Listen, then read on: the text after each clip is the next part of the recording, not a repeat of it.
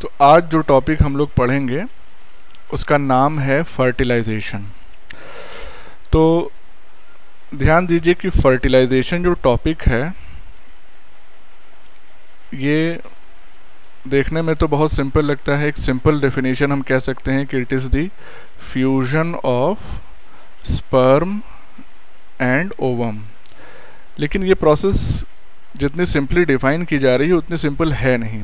तो इस प्रोसेस को प्रॉपरली समझने के लिए फर्टिलाइजेशन से पहले होने वाले प्रोसेसेस को समझना हमको ज़रूरी है। तो यानी कि प्रोसेसेस बिफोर फर्टिलाइजेशन, ये हेडिंग बड़ा ध्यान से देखिएगा क्योंकि क्वेश्चन भी इससे कई बार आ चुका है कि ऐसे कौन से प्रोसेस हैं जो फर्टिलाइजेशन से पहले होते हैं।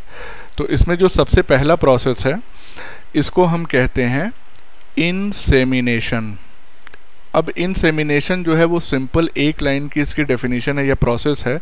इसका मतलब होता है release of semen into vagina.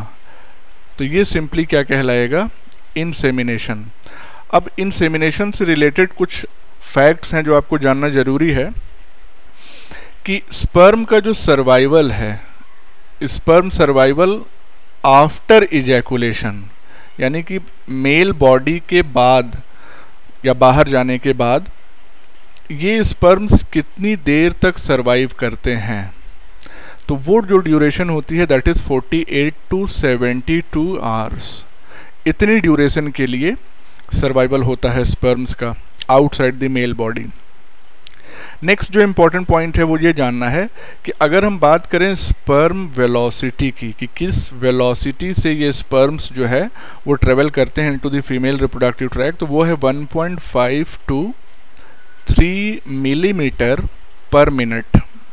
इतनी वेलोसिटी से स्पर्म्स मूव करते हैं inside the female reproductive tract. और इस मूवमेंट को फैसिलिटेट कराने के लिए जो फीमेल जेनाइटल ट्रैक है, the female genital tract, it provides a liquid medium. तो ये लिक्विड मीडियम हेल्प करता है इन स्पर्म्स के मूवमेंट में। अच्छा, यहीं पे एक चीज़ आपको और जानना बेहद ज़रूरी है कि एक केमिकल होता है जिसको हम कहते हैं प्रोस्टाग्लैंडिन। ये पहले भी आप ज़रूर पढ़ चुके हैं बायोमोलिक्यूल्स वगैरह में। तो प्रोस्टाग्लैंडिन जो होता है ये हेल्प करता है स्पर्म मूवमेंट में, यानी कि ये स्पर्म को मूव कराने में हेल्प करता है। अब एग्जैक्टली ये क्या करता है, तो it brings about contraction of smooth muscles of female reproductive tract. और इसमें भी स्पेसिफिक पार्ट होते हैं फीमेल रिप्रोडक्टिव ट्रैक के, दो स्पेसिफिक पार्ट्स। पहला तो हो गया यूटेरस और दूसरा हो जाता है फैलोपियन ट्यूब। यानी कि ये दोनों पार्ट, इसमें जो भी स्मूथ मसल्स पाई जा रही हैं उनके कॉन्ट्रैक्शन के लिए प्रोस्टाग्लैंडिन रिस्पॉन्सिबल है। और जब ये पार्ट्स जो है कॉन्ट्रैक्ट करेंगे तो जाहिर सी बात है they will help in ascend of sperm और स्पर्म मूवमेंट। तो इसको अगर और डिटेल में समझना है तो हम आगे डायग्राम से इसको एक्सप्लेन करेंगे, लेकिन फ़िलहाल के लिए इतने फैक्ट्स जो है आपको जानना ज़रूरी है। इसके बाद नेक्स्ट जो सेकंड स्टेप हम आपको बताने जा रहे हैं वो सेकंड स्टेप है या सेकंड प्रोसेस बिफोर फर्टिलाइजेशन जिसको हम कह रहे हैं, that is called as capacitation. बहुत इंपॉर्टेंट है, इसमें बहुत सारी कन्फ्यूजन रहती है। तो सबसे पहला तो आप यही याद रखिए कि capacitation is a process which occurs before fertilisation, क्योंकि ये क्वेश्चन भी पूछा जा चुका है बिफोर फर्टिलाइजेशन। अच्छा, नेक्स्ट अगर हम पॉइंट इसमें डिस्कस करना चाहें कैपेसिटेशन में तो नेक्स्ट पॉइंट ये है कि ये जो टर्म है, ये टर्म किसने दिया था, it was given by Colin Russell. बहुत ज़्यादा इंपॉर्टेंट तो नहीं है, फिर भी जिसने इसकी डिस्कवरी की उसके बारे में थोड़ा जानना ज़रूरी है। अब कैपेसिटेशन का पर्पस क्या होता है या एक्चुअली होता क्या है। तो कैपेसिटेशन जो है it is a final step of sperm maturation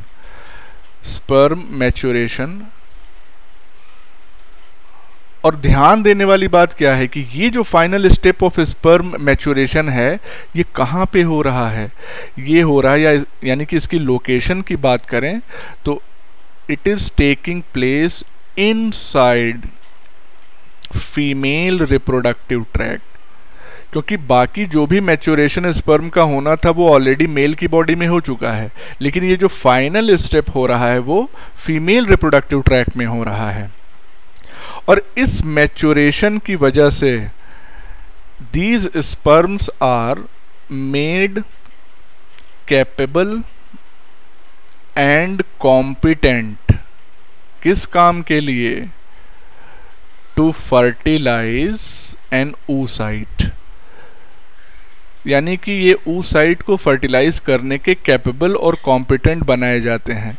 तो इस तरह से हम ये भी कह सकते हैं कि capacitation is basically the functional maturation of sperms, क्योंकि स्ट्रक्चरल मैच्योरेशन तो ऑलरेडी कहाँ पे हो चुका है, अरे भाई मेल बॉडी में हो चुका है, और ये जो फंक्शनल मैच्योरेशन है वो हो रहा है फीमेल की बॉडी में। अब इसके बाद हम बात करें कि फीमेल रिप्रोडक्टिव ट्रैक का कौन सा पार्ट है स्पेसिफिक, अगर हम बात करें कि किस स्पेसिफिक पार्ट में ये मैच्योरेशन हो रहा है, तो वो जो स्पेसिफिक पार्ट्स होते हैं वो सुपीरियर ट्रैक, जिसको हम कह सकते हैं सुपीरियर ट्रैक, यानी कि सुपीरियर ट्रैक का मतलब क्या हो गया, एबव वेजाइना, क्योंकि वेजाइना में तो इनसेमिनेशन हो रहा था, लेकिन उसके बाद जो नेक्स्ट स्टेप कैपेसिटेशन है वो होगा एबव वेजाइना या superior track of the female. इस प्रोसेस में एक और पार्ट फीमेल रिप्रोडक्टिव ट्रैक का बहुत हेल्प करता है और वो पार्ट है यूटेरस। तो uterus aids in this process, कैसे, आखिर कैसे मदद करता है, बाय सिक्रेटिंग। अब देखते हैं जरा क्या क्या चीज़ें यूट्रस सिक्रेट कर रहा है कैपेसिटेशन को परफॉर्म कराने के लिए। तो सबसे पहली चीज़ जो सिक्रेट करता है यूट्रस वो है स्टेरॉल बाइंडिंग एल्ब्यूमिन। इसके फंक्शंस भी अभी हम देखेंगे। नंबर 2 है lipoproteins. Number 3 proteolytic and glycosidasic enzymes. Proteolytic से आपको समझ में आ रहा होगा, प्रोटीन को ब्रेक करने वाला। ग्लाइकोसिडेसिक मतलब क्या हो गया, they belong to the category of glycoside hydrolases. तो ये ग्लाइकोसाइड हाइड्रोलेज की कैटेगरी को बिलोंग करते हैं। इसका मतलब कि ग्लाइकोसाइड या कार्बोहाइड्रेट या कॉम्प्लेक्स कार्बोहाइड्रेट्स को ये ब्रेक डाउन करेंगे। तो ये 3 चीज़ें यूट्रस से सिक्रेट होती हैं, स्टेरॉल बाइंडिंग एल्ब्यूमिन, लाइपोप्रोटीन्स और प्रोटियोलिटिक एंड ग्लाइकोसिडेसिक एंजाइम्स। अब इसके बाद हम नेक्स्ट जरा डिस्कस कर लेते हैं कि इन तीनों का रोल क्या है। तो जाहिर सी बात है ये तीनों केमिकल्स हैं, तो ये कोई ना कोई बायोकेमिकल चेंज इंड्यूस करेंगे इन द स्पर्म। तो let's see biochemical changes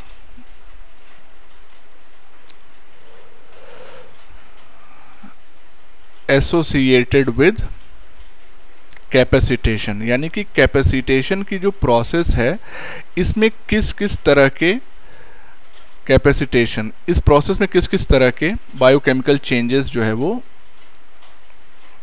perform किए जाते हैं by the female reproductive tract. सबसे पहला चेंज जो होता है वो होता है इफ्लक्स ऑफ कोलेस्टेरॉल। कहाँ से, यानी कि कोलेस्टेरॉल जो है वो कहाँ से बाहर निकल रहा है। तो this efflux is from plasma membrane of acrosome. अब थोड़ा सा आपको ध्यान देना होगा कि जो स्पर्म का एक स्ट्रक्चर हम लोग बनाते थे, ये हेड वाला पार्ट जो था इसमें टिप पे क्या प्रेजेंट होता था जिसको हम कहते थे acrosome. This is called as acrosome. या अटैच रहेगा नो डाउट। सो एक्रोसोम की जो मेम्ब्रेन है, जाहिर सी बात है वो भी लिपिड बाइलेयर की बनी हुई है और उसमें कोलेस्टेरॉल भी प्रेजेंट होगा। तो इस कोलेस्टेरॉल को निकालने का काम होता है, और ये जो इफ्लक्स ऑफ कोलेस्ट्रॉल है ये किसकी वजह से हो रहा है? It is by sterol binding albumin. अभी हमने देखा था कि यूट्रस इसको सिक्रीट कर रहा था, तो इसकी वजह से जो कोलेस्ट्रॉल है वो एक्रोसोम की मेम्ब्रेन में से बाहर निकल जाता है। और ऐसा होने से उस पर क्या असर आता है मेम्ब्रेन पे? तो इसकी वजह से मेम्ब्रेन जो है, या ऐसे इसको कह सकते हैं, it leads to increase in, दो चीज़ों में ये बढ़ोतरी करता है। पहला, मेम्ब्रेन फ्लूइडिटी, यानी कि एक्रोसोम की जो मेम्ब्रेन है वो अब ज़्यादा फ्लूइड नेचर की हो जाती है। और दूसरी चीज़ जो बढ़ती है वो है परमिएबिलिटी। थोड़ा राइटिंग को पार्डन करिएगा क्योंकि ये उतना अच्छा स्मूथली रन नहीं कर रहा है, it's not a paper, it's electronic medium. तो दूसरी चीज़ जो बढ़ रही है वो है permeability to bicarbonate and calcium ions. ध्यान दीजिएगा, पहला क्या, मेम्ब्रेन की फ्लूइडिटी बढ़ी, और दूसरा क्या हुआ, मेम्ब्रेन की permeability to bicarbonate and calcium ions भी इंक्रीज हो गई। अब इसकी वजह से क्या इफेक्ट आएगा या क्या बायोकेमिकल चेंजेस होंगे, तो वो भी हम देख लेते हैं। देखिए अब जैसे हम एक सिंपल सा स्ट्रक्चर बनाएं, ये सपोज करिए कि बाइलिपिड जो लेयर है फॉस्फोलिपिड की, और उसमें बीच बीच में कोलेस्ट्रॉल पहले मौजूद थे जो इसको मजबूत बना रहे थे। लेकिन अब यहाँ पे कोलेस्ट्रॉल नहीं है, लेकिन यहाँ पे कुछ स्पेसिफिक जो रिसेप्टर्स होते हैं या हम कहें ट्रांसपोर्ट प्रोटीन्स वो मौजूद होते हैं। तो ये एक ट्रांसपोर्ट प्रोटीन यहाँ पे मौजूद है, और इस ट्रांसपोर्ट प्रोटीन को हम कहते हैं, दिस इज कॉल्ड एज, ये कलर सही नहीं है, लेट्स सी दिस कलर, ठीक है। So this is called as Na plus bicarbonate cotransporter. यानी कि ये जो ट्रांसपोर्ट प्रोटीन है ये क्या करेगी, सोडियम और बाइकार्बोनेट के को ट्रांसपोर्ट। अब वो बेसिकली को ट्रांसपोर्ट का मतलब, को ट्रांसपोर्ट में हम जानते हैं दो चीज़ें आती हैं। को ट्रांसपोर्ट में एक तो एंटी ट्रांसपोर्ट आता है और दूसरा सिन ट्रांसपोर्ट आता है, यानी एंटी पोर्ट और सिन पोर्ट। तो इसका मतलब ये हो गया कि यहाँ पे बेसिकली ये एंटी वाला चलेगा, यानी कि अगर बाइकार्बोनेट जो है वो बाहर से अंदर आ रहा है तो सोडियम जो है वो अंदर से बाहर जाएगा। और इसकी वजह से क्या इफ़ेक्ट पड़ेगा, इसकी वजह से जो इफ़ेक्ट पड़ेगा वो ये होगा, यानी कि बाइकार्बोनेट की परमिबिलिटी बढ़ने की वजह से हाइपर पोलराइजेशन किसका, ऑफ प्लाज्मा मेम्ब्रेन। यानी कि जो एक्रोसोम की प्लाज्मा मेम्ब्रेन है वो हाइपर पोलराइज हो जाएगी।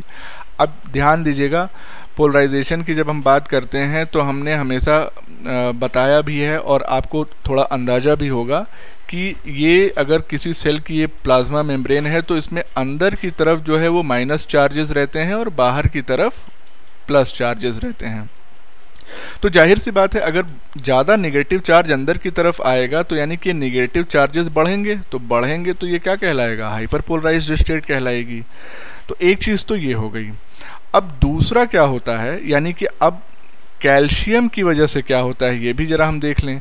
तो कैल्शियम की वजह से बेसिकली होता ये है, यानी कि entry of calcium leads to protein phosphorylation.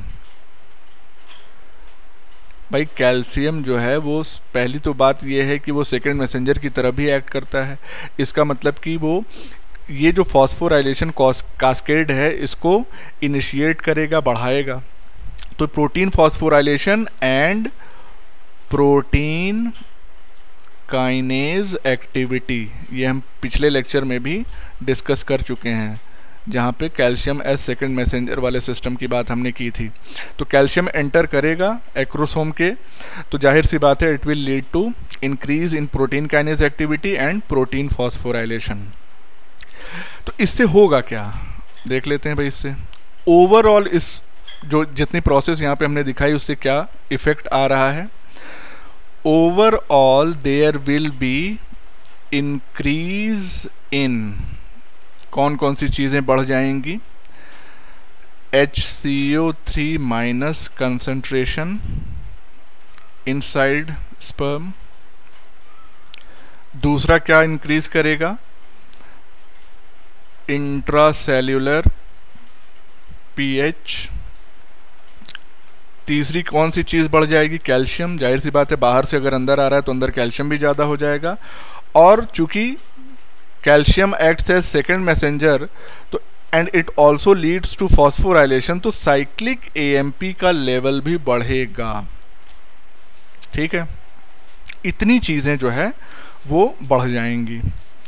अब देखिए हमने आपको अभी बताया कि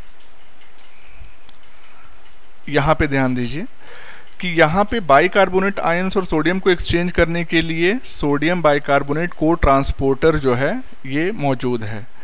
कैल्शियम के लिए भी यहाँ पे स्पेसिफिक चैनल्स बने रहते हैं, और उसको अगर हम थोड़ा दूसरे कलर से दिखाने की कोशिश करें, suppose this is the colour, तो कैल्शियम के लिए भी यहाँ पे ट्रांसपोर्ट प्रोटीन्स मौजूद रहेगी, और इसको हम फिर क्या नाम देंगे, दिस इज कॉल्ड एज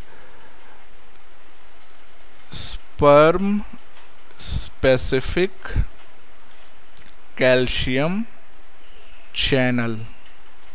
तो ऐसे बहुत सारे चैनल होंगे जो कि कैल्शियम की एंट्री को अलाउ करेंगे। ठीक है,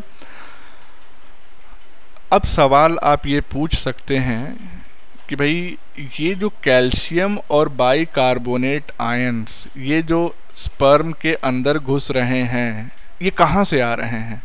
तो ध्यान दीजिए कि जो सोर्स है, source of bicarbonate and calcium ions, ये क्या है, this is the seminal plasma, यानी कि या इसको हम सेमाइनल फ्लूइड कह दें तो और ज़्यादा एक्यूरेट हो जाएगा। तो सेमाइनल फ्लूइड ये जो है it acts as source of these two ions. तो इतनी बात आपको समझ में आ गई होगी। So this was all about capacitation. So let's meet in the next video.